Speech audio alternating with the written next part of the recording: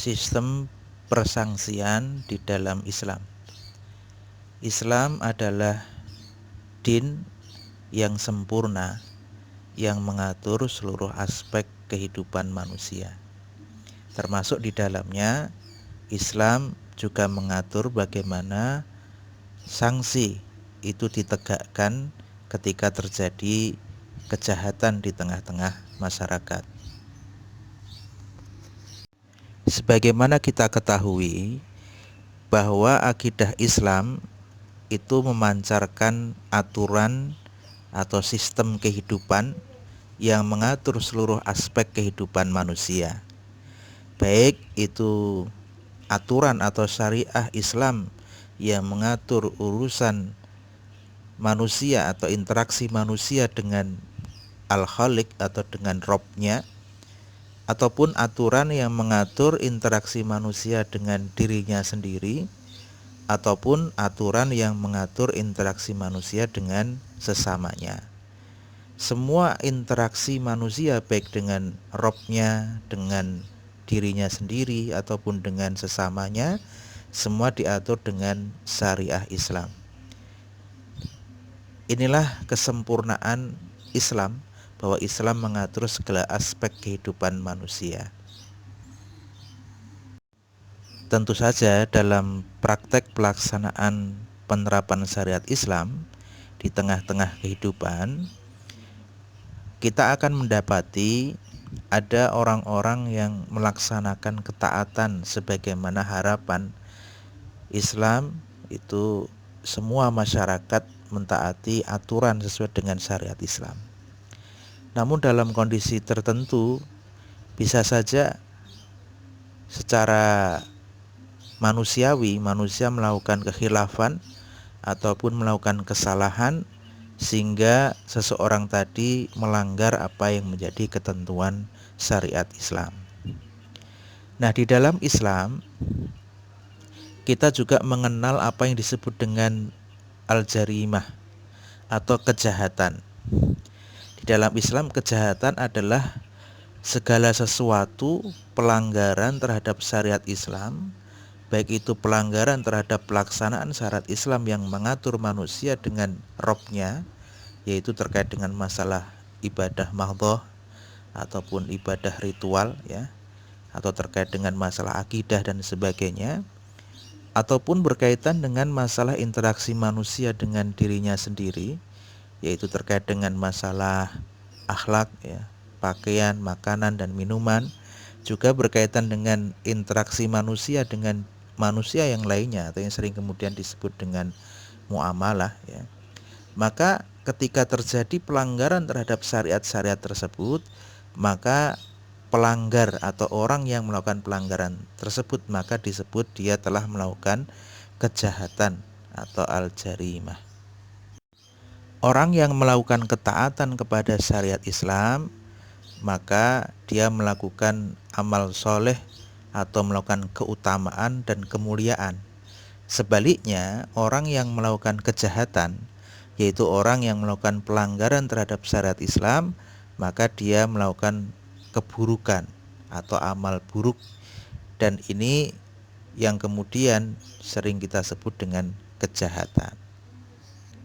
Dalam pelaksanaan aktivitas penegakan hukum ya, atau syariat Islam, untuk menjamin pelaksanaan syariat Islam itu berjalan di tengah-tengah kehidupan, maka negara berkewajiban untuk menjaga pelaksanaan syariat Islam itu terlaksana di tengah-tengah kehidupan.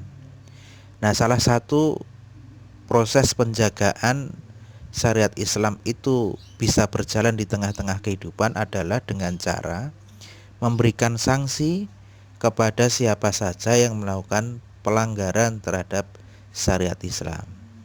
Jadi orang yang melakukan pelanggaran syariat Islam atau yang kemudian kita sering sebut dengan kejahatan, orang-orang pelaku kejahatan itu tidak dibiarkan, tetapi mereka akan diberikan sanksi oleh negara ketika mereka melakukan pelanggaran terhadap syariat Islam. Kita memahami bahwa setiap amal yang kita lakukan itu memiliki konsekuensi baik dunia ataupun akhirat. Ketika itu amal baik juga memiliki konsekuensi dunia dan akhirat. Termasuk ketika seseorang melakukan pelanggaran terhadap hukum syara, maka sebenarnya terdapat konsekuensi dunia dan akhirat. Jadi ketika seseorang melakukan kejahatan, maka di dalam Islam juga dikenal adanya sanksi yang akan diberikan oleh Allah Subhanahu wa taala di akhirat kelak, dan ada juga sanksi yang itu bisa dijatuhkan di dunia ketika seseorang melakukan tindak kejahatan. Sebagai seorang muslim, maka kita harus berhati-hati dalam beramal ya. Karena ketika kita beramal, tadi disampaikan ada konsekuensi yang akan kita tanggung tidak hanya di dunia juga namun juga nanti konsekuensi itu akan kita tanggung di akhirat. Nah, di dalam ayat Allah Subhanahu wa taala ini ada Allah memberikan keterangan ya, atau memberikan ancaman bagi mereka-mereka yang itu ingkar kepada Allah Subhanahu wa taala. A'udzubillahi minasyaitonirrajim. Bismillahirrahmanirrahim. Walladzina kafaru birabbihim adzabul jahannama wa bisal masir. Untuk orang-orang kafir kepada Tuhannya mendapat azab jahanam, dan itulah seburuk-buruk tempat kembali. Ini Quran surat Al-Mulk ayat yang ke-6 ya. Atau juga di dalam ayat yang lain, Quran surat Al-Maun ayat yang keempat atau sampai 5, fawailul musallin alladzina hum an sholatihim sahun ya. Celakalah orang-orang yang sholat.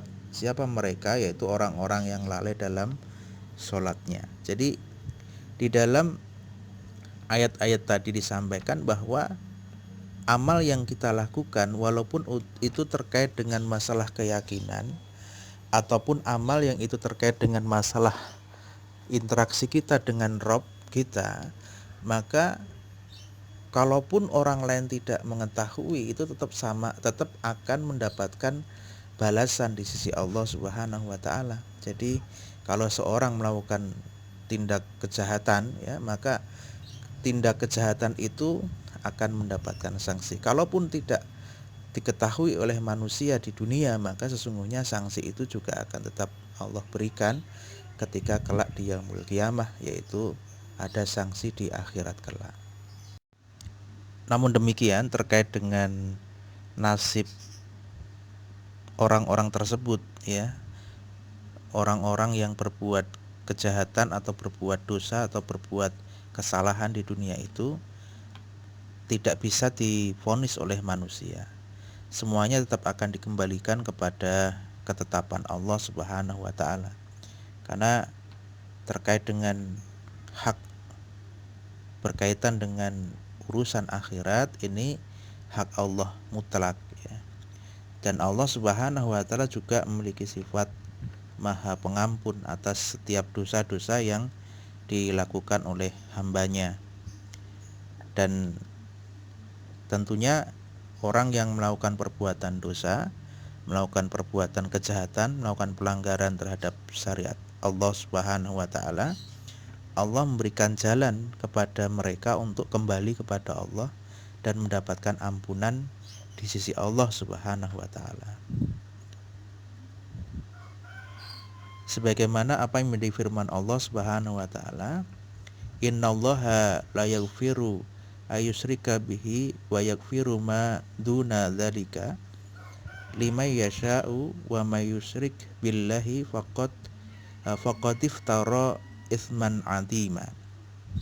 Sesungguhnya Allah tidak akan mengampuni dosa syirik, dan Dia mengampuni dosa-dosa selain syirik terhadap siapa saja yang dikehendakinya.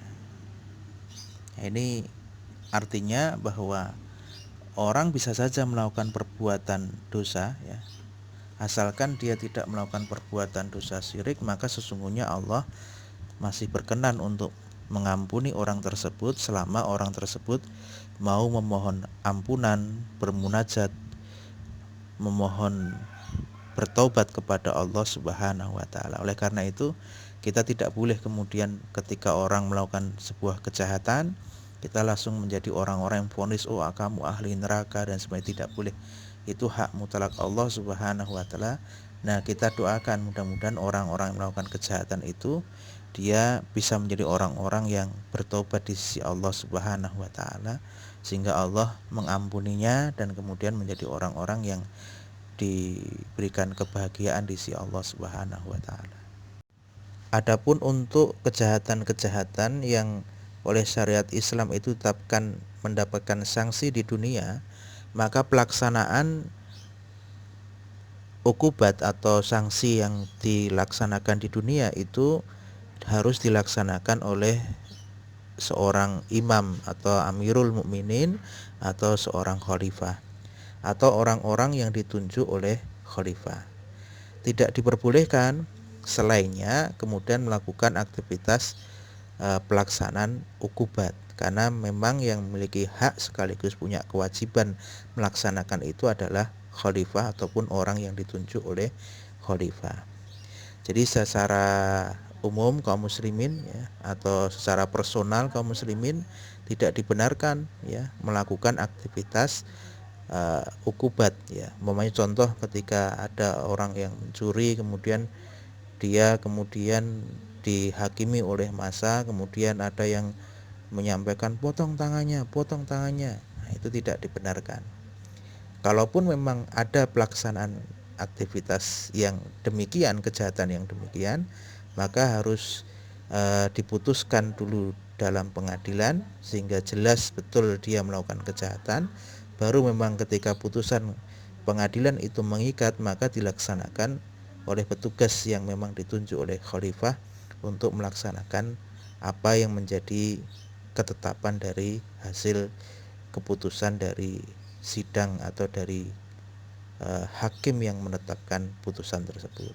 Jadi tidak diperbolehkan kita main hakim sendiri.